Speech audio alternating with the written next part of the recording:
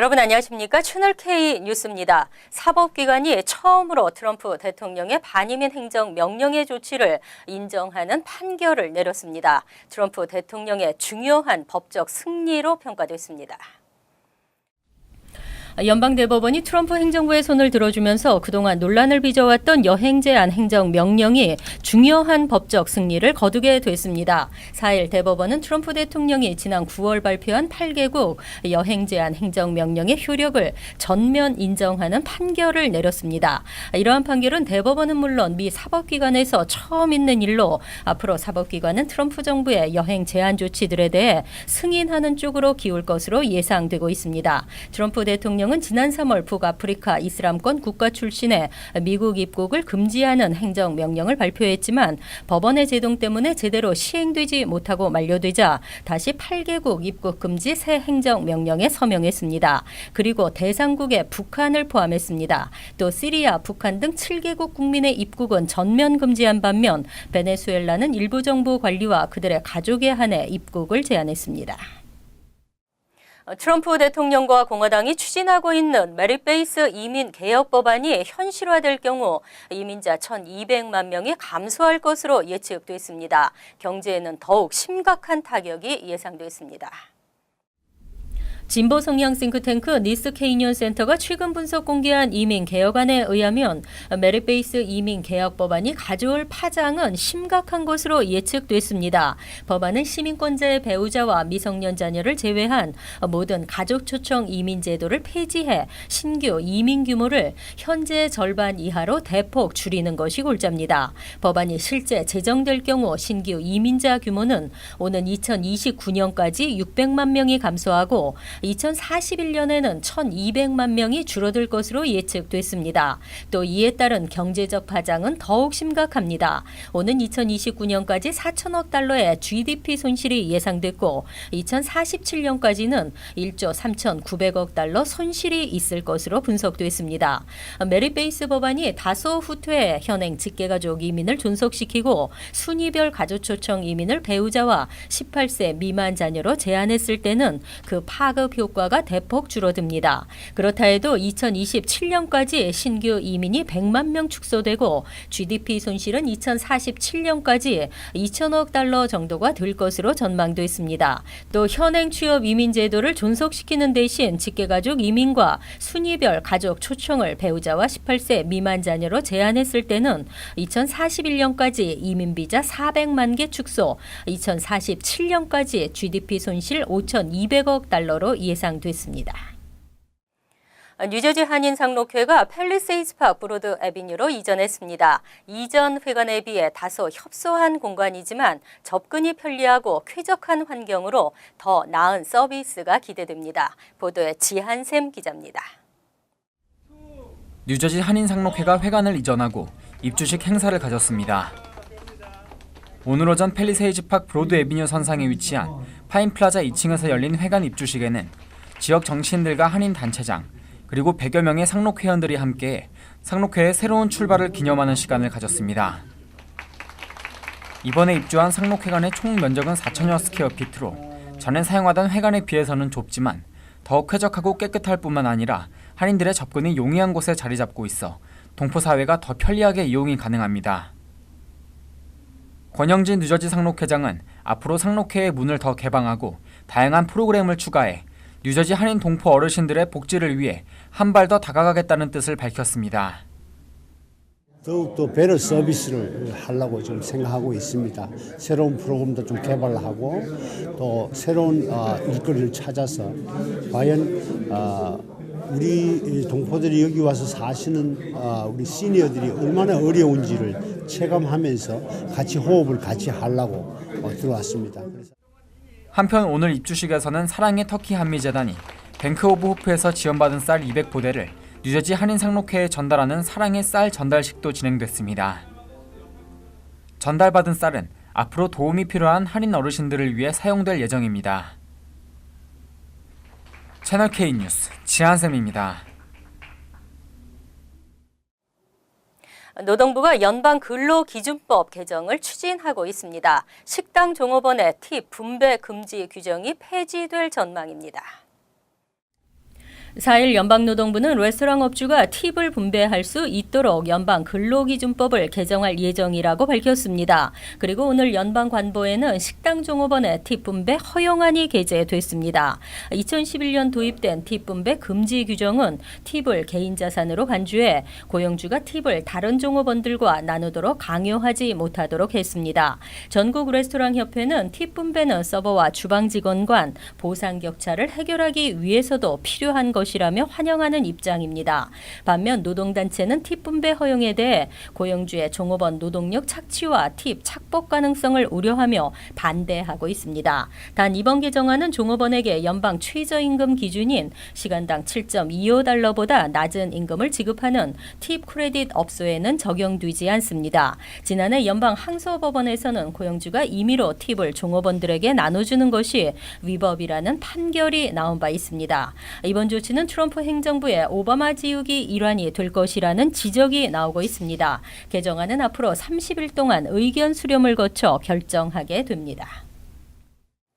뉴욕주 8개 건설업체가 상습적으로 임금을 착취한 혐의로 적발됐습니다. 오버타임 수당 등을 지급하지 않는 등 노동법을 위반했습니다. 4일 뉴욕주에서 실시된 합동 단속 결과 총 8개 건설업체가 노동법 위반 혐의로 적발됐습니다. 이들 업체가 착취한 체불 임금은 120만여 달러에 이르고 피해 인부는 380여 명으로 조사됐습니다. 이 중 70만여 달러는 피해 인부들에게 지급됐습니다. 직원 체불 상태가 가장 심각한 것으로 드러난 맨해튼에 있는 스카이 머추리얼사는 총 281명의 인부들에게 46만 4,700달러를 지급하지 않았습니다. 역시 맨해튼에 있는 CD 메트로 업체도 인부 47명의 급여 24만 1,800달러를 지급하지 않았습니다. 이외 J&D 페인팅 컨트랙터는 28만 1,630달러를 직원 6명에게 지급하지 않은 것으로 드러났습니다. 이번 단속에 걸린 업체는 퀸즈에 있는 매그네틱 컨트랙팅, 나소 카운티의 내셔널 인슐레이션 제너럴 컨트랙팅 등으로 나타났습니다. 뉴욕시는 지난 2011년부터 지금까지 총 2만 1,000명의 노동자에게 체불 임금 3천만 달러를 되돌려줬습니다. 에릭 슈나이더만 검찰총장은 임금 착취 행위는 무관용 원칙에 의해 처벌돼야 한다고 강조했습니다. 정치계, 학계, 예술계, 미국 사회가 성추행으로 떠들썩합니다. 뉴욕시가 점점 안전해지고 있다는 반가운 통계 속에 유일하게 성범죄만이 증가한 것으로 나타났습니다. 4일 뉴욕시경에 따르면 지난달 전체 범죄 건수가 5.5% 감소한 것으로 나타났습니다. 살인사건은 전년도 같은 기간에 비해 20%, 총격 사건은 26.1% 감소했습니다. 올 11월 발생한 강도 사건은 지난해 11월에 비해 9% 감소한 1,172건이었습니다.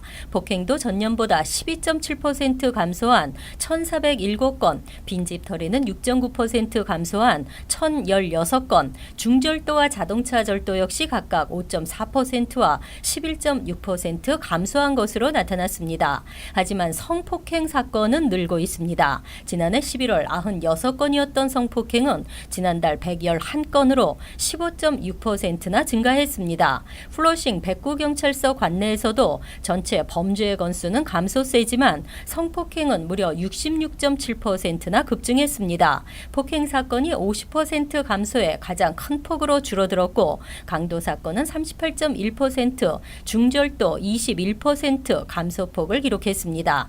다만 베이사이드 관할 111경찰서 관내에서는 성폭행 사건 제로를 기록했으며 지난해 11월에 이어 올해도 11월 한 달간 성폭행 사건은 발생하지 않았습니다. 한인 유권자들은 민주당 지지율이 공화당 지지율보다 높게 나타났습니다. 11월 본선거 출구 조사에서 민주당 빌 드블라지오 시장의 지지율은 81%, 필 머피 당선자의 지지율은 55%로 나타났습니다. 아시안 아메리칸 법률교육재단은 지난 11월 7일 본선거 날 맨해튼과 퀸즈 지역의 투표소에서 아시안 유권자 2,538명을 대상으로 출구 조사를 실시하고 4일 결과를 발표했습니다. 결과에 의하면 뉴욕시 선거에 참여한 한인 유권자 81%는 드블라지오 시장을 지지한 것으로 나타났습니다. 방글라데시계는 95%가 드블라지오 시장을 지지해 전체 아시안 이민자 중에서 가장 높았으며 다음은 인도계, 중국계 커뮤니티는 57%로 나타났습니다. 본선거에서 드블라지오 시장을 지지한 아시안은 69%, 반면 공화당 후보를 지지한 아시안 유권자는 23%에 그쳤습니다. 그리고 아시안 유권자들의 가장 큰 관심사는 교육 문제로 나타났으며 다음은 건강 문제 그리고 주택 문제 순으로 나타났습니다. 특히 다카 프로그램에 대해서는 아시안 유권자의 64%가 찬성했지만 트럼프 대통령을 지지한다고 답한 응답자는 22%에 불과했습니다. 특히 오바마 케어 페이지에 대해서는 51%의 아시안 유권자가 반대했습니다. 뉴저지 주지사 선거에서는 머피 당선자를 지지하는 전체 아시안 유권자가 72%로 나타났지만 한인은 55%가 머피 후보를 지지한 것으로 조사됐습니다. 뉴저지 아시안 유권자 중 60%가 민주당이었으며 공화당은 12%로 나타났습니다. 지난 10월 무역 적자가 지난 1월 이후 가장 큰 규모로 나타났습니다. 수입은 사상 최대치를 기록했습니다. 오일 상무부는 10월의 무역 적자가 9월보다 8.6% 증가한 487억 달러로 늘어났다고 밝혔습니다. 10월 수출은 1,949억 달러, 수입은 2,446달러로 나타나 무역 적자가 사상 최대를 기록했습니다. 트럼프 대통령은 대규모 무역 적자 발생의 이유를 중국 및 기타 교역 상대국들의 불공정한 무역 관행 때문이라며 비난하고 있습니다. 그러나 경제학자들은 무역 적자가 잘못된 무역 협정이나 특정 국가의 속임수 때문이 아니라 미국인들이 생산하는 것 이상을 소비하기 때문이라고 분석했습니다. 미국은 늘어나는 무역 적자 때문에 무역 자유화를 추구하면서도 국내 산업을 보호하기 위해 보호 무역주의를 지향합니다. 올해 10월까지 무역 적자는 총 4,629억 달러를 기록해 지난해보다 11.9% 늘었습니다. 이 기간 수출은 5.3% 증가했지만 수입은 6.5% 늘었기 때문입니다. 특히 중국과의 무역 적자는 10월 352억 달러로 9월보다 1.7% 증가했고 올해 10월까지 총 적자도 지난해 같은 기간에 비해 7% 증가했습니다. 이러한 대규모 무역 적자는 국내에서의 과잉 소비와 미국 제품의 국제 경쟁력 하락 등이 직접적 원인으로 지적됐습니다. 유형 자원에서 무형 자원으로 비즈니스의 개념이 바뀌고 있습니다. 최근에는 우버, 에어비앤비 등 공유 경제 비즈니스가 각광을 받고 있는데요. 하지만 우버 운전자들의 월 평균 수입은 알려진 것처럼 높지 않은 것으로 나타났습니다. 최근에는 소유자, 구매자 모두에게 이익이 되는 윈윈 구조, 공유 경제로 소비 형태의 변화가 일면서 우버와 리프트 등이 인기를 끌고 있습니다. 금융정보 뉴스 웹사이트 마켓워치가 분석가들의 평가를 인용해 최근 보도한 바에 따르면 우버 운전자의 한 달 평균 수입은 364달러이고 중간 수입은 155달러 수준인 것으로 나타났습니다. 마켓워치는 우버가 연 9만 달러 중간 소득을 올릴 수 있다고 유혹하지만 이는 차량 운전에 들어가는 다양한 지출을 빼놓고 총 수입만으로 포장하고 있는 것이라고 설명했습니다. 2014년 우버 측은 뉴욕의 우버 운전자는 커미션, 세일즈 텍스를 제하고 시간당 평균 25달러를 번다고 발표한 바 있습니다. 그러나 실제 인터넷상에서 미스터머니 머스테시로 활동하는 30대의 재정 블로거가 우버 드라이브를 해보니 이 25달러에는 가스비, 보험료, 기회비용 보상 등이 전혀 고려되지 않은 것으로 나타났습니다. 이런 항목까지 감안하면 시간당 7달러 정도로 나타났습니다. 미스터 머스테이시는 우버든 리프트 등 앞으로 운전자 모집 광고를 할 때는 운전 마일당 합리적인 비용 항목을 제해야 할 것이라고 밝혔습니다. 이어서 LA 지역 한인사회 소식입니다. 이번 주 남캘리포니아주 일대 강한 바람과 건조한 날씨가 이어질 것으로 전망되면서 전 지역에 걸쳐 산불 주의보가 발령됐습니다. 연방기상국에 따르면 오는 7일 저녁 6시까지 엔젤레스 내셔널 국립공원, 산타모니카 마운틴과 로스 파드레스 국립공원 등 산악지대의 고온 건조한 날씨와 강풍이 불 것으로 예상된다며 산불주의보인 레드 플래그 경고를 발령한다고 밝혔습니다. 또 같은 기간 동안 샌페르난도, 산타 클라리타와 샌 가브리엘 밸리, 그리고 LA 다운타운과 헐리우드 힐스 지역에도 산불주의보가 발령됩니다. 이어 당국은 내년 4월까지 이어지는 산타에나 강풍은 올겨울 시즌 가장 강력할 것으로 예상된다며 산불이 발생할 경우 매우 신속하게 확산될 수 있어 주민들의 각별한 주의를 당부했습니다. 한편 LA 소방국은 내일 아침 8시부터 산불 발생 시 주민들과 소방 차량의 신속한 통행을 위해 산불주의보가 내려진 지역의 좁은 골목이나 언덕길에는 주차가 전면 금지되며 레드 플래그 주차 금지 표지판이 있는 도로에 주차된 차량은 견인된다고 덧붙였습니다. 캘리포니아주에서 닭의 사육 환경을 개선하기 위해 제정된 달걀 법안이 위반 논란에 휩싸였습니다. 조시 홀리 미주리주 검찰총장은 오늘 캘리포니아주의 달걀법 시행으로 미주리주의 양계업계가 경제적으로 큰 타격을 입고 있다며 캘리포니아주를 연방의회에 상업규제권을 보장하는 연방헌법 주간통상조항 위반 혐의로 소송을 제기할 예정이라고 밝혔습니다.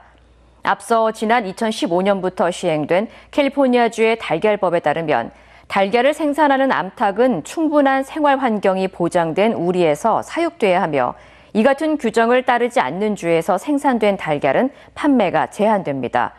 미주리 대학 경제 전문가에 따르면 국내 달걀의 3분의 1을 소비하는 캘리포니아주의 판매가 제한되면서 미 전역의 양계 업계가 어려움을 겪고 있으며 달걀의 공급이 수요를 따라가지 못해 달걀 12개 한 팩의 국내 평균 가격은 최대 5.1%까지 인상됐습니다. 한편 미주리주 이외에도 엘라바마, 아이오와, 위스콘신 등 12개 주가 캘리포니아주를 상대로 소송을 제기할 계획으로 알려졌습니다. 간추린 소식입니다. 다음 달 15일까지가 재외국민 1993년생 병역 미필자들의 해외 체류 기간 연장을 위한 국외 여행 허가 신청 마감일입니다. 처리 기간이 최소 한 달 정도 걸리는 점을 감안해 내년 25세가 되는 병역 미필자들은 서둘러 신청할 것이 당부됐습니다. 현재 미국에 체류 중인 1993년 병역 미필자들은 내년 이후에도 계속 체류할 경우 병무청 홈페이지 또는 거주지역 제외공간에 신청해야 합니다. 40년간 메트로폴리탄 오페라에 몸담은 리바인이 정직 조치됐습니다. 4일 메트 오페라는 성명에서 리바인 명예 음악 감독을 올 시즌 남은 공연에 출연시키지 않는다고 밝혔습니다. 메트 오페라는 또 자체 조사를 위해 로버트 J. 클리어리 전 연방검사를 고용했다고도 밝혔습니다. 리바인은 3일 10대 소년 성추행 의혹이 제기된 데 이어 피해 남성이 2명 더 나타났습니다. 미시건주 오차드 레이커에서 스시 사무라이를 운영해온 장모 씨 부부에게 $100만 달러에 벌금형과 5년 집행유예가 선고됐습니다. 오는 15일 허위 세금 보고 부문에 대한 판결이 아직 남아있어 결과에 따라 벌금액 등 형량은 더 늘어날 수 있습니다. 이들은 일부 거래 내역을 삭제해 $250만 매출을 누락했습니다.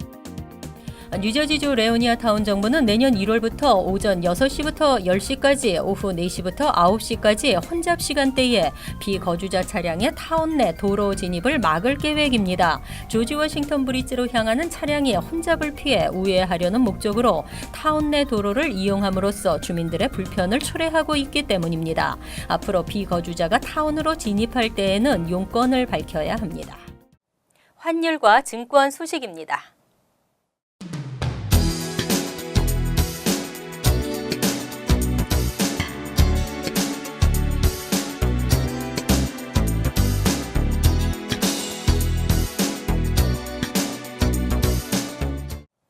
이어서 날씨입니다.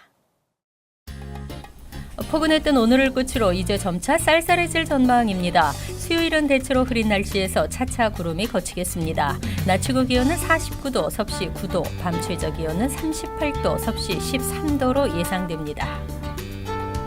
목요일은 대체로 맑은 가운데 쌀쌀하겠습니다. 금요일은 춥겠으며 차차 흐려지겠습니다. 이상으로 채널K 뉴스를 마칩니다. 채널K와 함께 편안한 하루 되시기 바랍니다.